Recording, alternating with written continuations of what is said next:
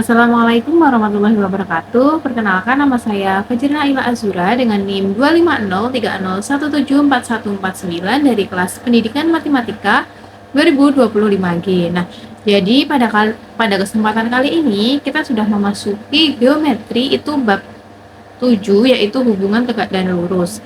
Nah, di sini saya akan menjelaskan tentang teorema 7.5. Yang pertama, teorema 7.5 itu berbunyi, jika sebuah garis dan sebuah bidang itu saling tegak lurus, maka bidang itu memuat setiap garis yang tegak lurus dengan garis itu di titik potongnya. Nah, di sini kita dapat mengetahui, tadi kan bilangnya ada sebuah garis, jika sebuah garis dan sebuah bidang itu saling tegak lurus, di sini kita memakai garis L dan bidang E. Jadi garis L itu tegak lurus terhadap bidang E di titik P ini ya. Kemudian kita buktikan bahwa bidang E itu memuat setiap garis yang tegak lurus ke L di titik P. Nah, di sini untuk pembuktiannya kita menggunakan bukti tak langsung, yaitu kita andaikan ada garis R, itu tegak lurus terhadap garis L di titik potong P. Akan tetapi R ini itu tidak terletak di bidang E. R ini ada di luar bidang E, seperti itu. Kemudian, perpotongan garis L dan garis R ini membentuk bidang F.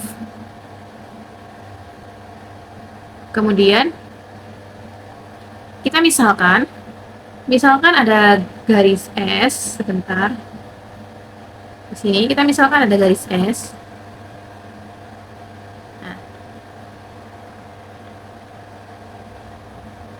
Misalkan garis S ini perpotongan bidang E dan bidang F. Nah, sehingga berdasarkan definisi garis dan bidang yang tegak lurus, S ini itu berpotongan dengan L, sehingga di sini di titik P. Nah, seperti ini. Sehingga dapat dilihat ya, pada bidang F ini itu terdapat dua garis, yaitu garis R dan juga garis S. Nah, hal tersebut itu kontradiksi dengan teorema 5.1. Teorema 5.1 yaitu pada sebuah bidang melalui sebuah titik pada sebuah garis itu ada satu dan hanya satu garis yang tegak lurus, sedangkan pada bidang F ini kan terdapat dua garis, yaitu garis R dan garis S, sehingga ini kontradiksi. Nah, dengan demikian pengandaian itu salah, dan seharusnya bidang E itu memuat setiap garis yang tegak lurus ke L di titik P, seperti itu. Selanjutnya ada teorema 7.6 yang berbunyi, melalui sebuah titik pada sebuah garis itu ada paling banyak satu bidang yang tegak lurus ke garis itu. Jadi diketahui ada garis L, ini garis L yang tegak lurus,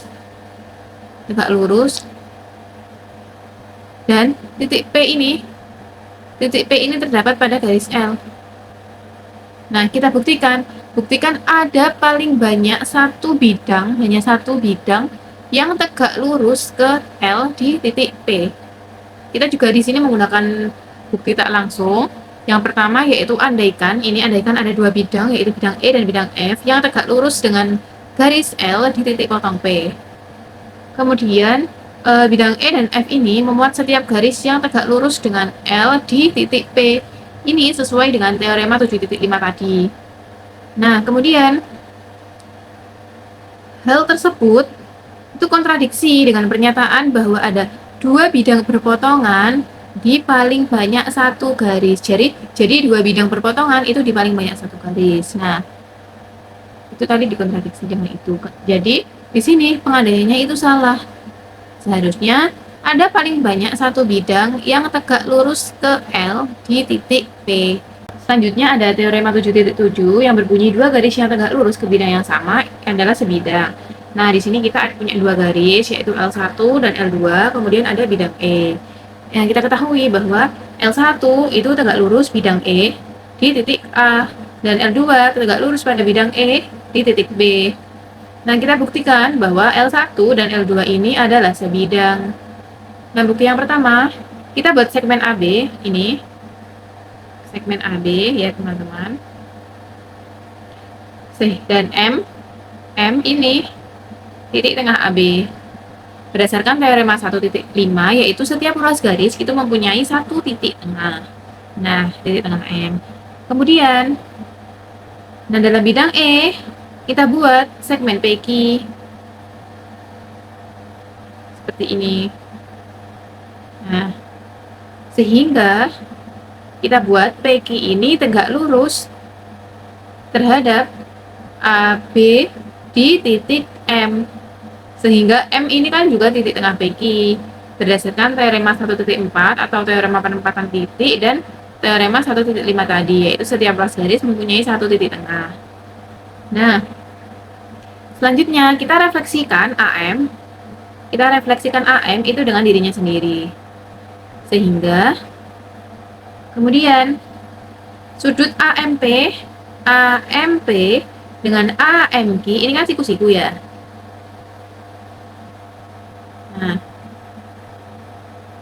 Nah, ini kan siku-siku berdasarkan definisi tegak lurus.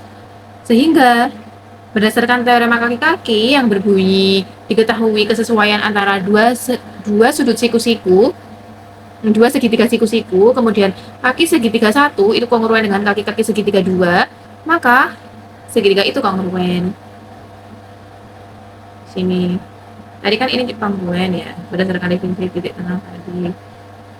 Nah, kita tarik AB juga AMQ. Nah, di sini kita tahu segitiga AMP ini kongruen dengan segitiga AMQ. Nah, akibat dari dua segitiga yang kongruen, ada sisi-sisi yang bersesuaian sama panjang, yaitu sisi AP dengan AQ. Nah, seperti ini. Kemudian titik C itu adalah titik pada garis L1. Karena garis itu kan memuat tak hingga titik ya. Kemudian kita refleksikan AC dengan dirinya sendiri sehingga AC kongruen dengan AC. Maka sudut CAP itu kongruen dengan sudut CAQ. Di sini CAP kongruen dengan CAQ. Berdasarkan definisi tegak lurus ke bidang, karena tadi C itu tegak lurus dengan A, kemudian berdasarkan teorema 3.3, yaitu semua sudut siku-siku itu adalah kongruen. Kemudian di sini kita mengetahui ada segitiga CAP. Kita pakai ballpoint warna biru ya teman-teman. Di sini kita tarik garis. Nah,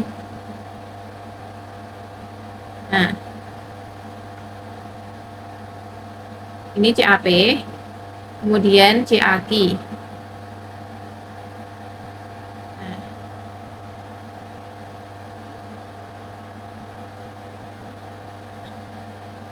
Akibat dari dua segitiga yang kongruen, itu mengakibatkan sisi-sisi yang bersesuaiannya itu sama panjang, yaitu CP, di sini CP, dan juga CQ. Nah, kemudian C dan A pada L1 itu berjarak sama dari P dan Q. Ya kan? Tadi kan A ini C. Berdasarkan langkah 8 dan 13 serta teorema 7.1, yaitu jika dua titik pada garis masing-masing itu berjarak sama dari dua titik yang diketahui, maka setiap titik pada garis itu berjarak sama dari dua titik tersebut. Kemudian kita tahu bahwa L1 itu terletak pada bidang sumbu PQ. Karena PQ ini kan L1 terletak pada sumbu bidang PQ pada bidang D, ini. Nah, ini kan yang L1.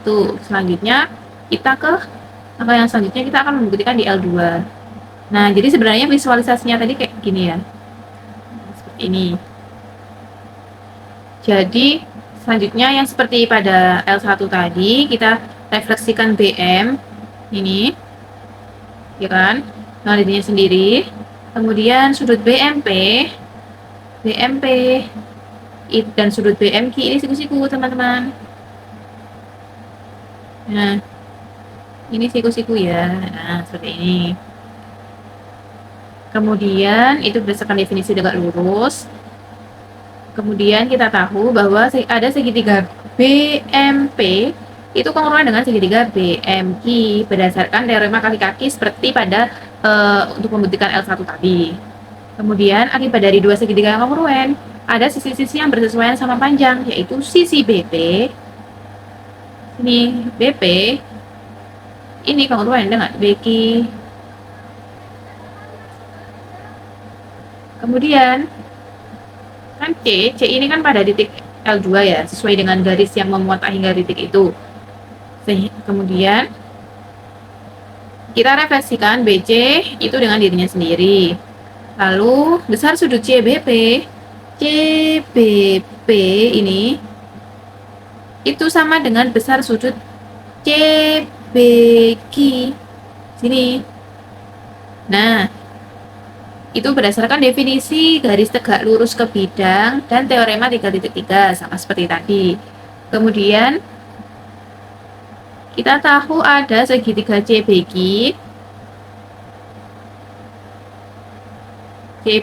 di sini dengan segitiga CBP. Ini kongruen.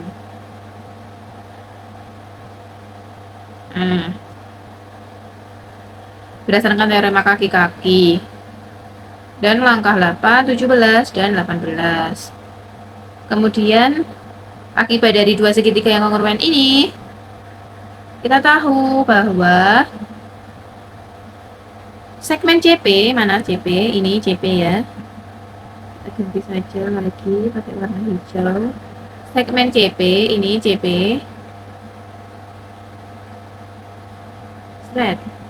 Itu kongruen dengan segmen CQ. Nah, kemudian C dan B pada garis L2 ini itu berjarak sama dari P dan Q. Mengapa? Berdasarkan teorema 7.1, yaitu jika dua titik pada garis itu masing-masing berjarak sama dari dua titik yang diketahui, maka setiap titik pada garis itu berjarak sama juga dari dua titik tersebut. Kemudian, sehingga kita tahu bahwa L2 ini juga terletak pada bidang sumbu PQ. Karena tadi kan berjarak sama dari P dan Q ya, sehingga terletak pada bidang sumbu PQ. Nah, bidang sumbu PQ ini pada bidang D. Sehingga L1 dan L2 itu sebidang. Sekian pemaparan dari saya. Apabila ada salah kata atau salah ucap, mohon dimaafkan. Terima kasih. Wassalamualaikum warahmatullahi wabarakatuh.